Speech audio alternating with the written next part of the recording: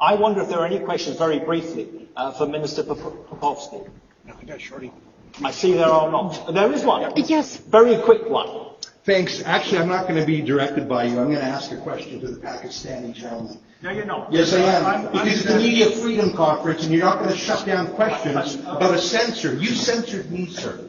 I have a Twitter account in Canada, and because I wrote something that produced some Pakistani blasphemy law, you complained to Twitter, which took down my tweet in Canada. So can you explain why your Islamic supremacy in Pakistan is silencing my personal and journalistic freedom in Canada? And I know it happens in the United States too. And frankly, you sure should be embarrassed to invite a censor like this. But back to the thug. Who the hell are you to censor me in Canada? Answer. Now, I don't like... I know you don't, because you don't like free speech. I don't like... You don't like free speech. Okay. Would you like to answer that very quickly? I just respond to you, sir.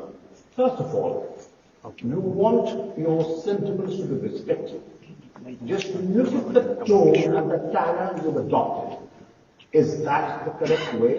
You have a right to ask questions. Well, then why did you censor me? Did I censor you? You shut down my Twitter tweet. I did not. Don't lie. How am I responsible for that? Because the government of Pakistan did. The government of Pakistan. I was respectful to you. No, you were not. You censored me. I did not censor you. Don't lie. All right. Why would I lie? Because that's what you do. No, we don't. I'm sorry. I'm sorry. Shame on you and shame on you. You have Shame on you and shame on you for inviting him. Shame on you.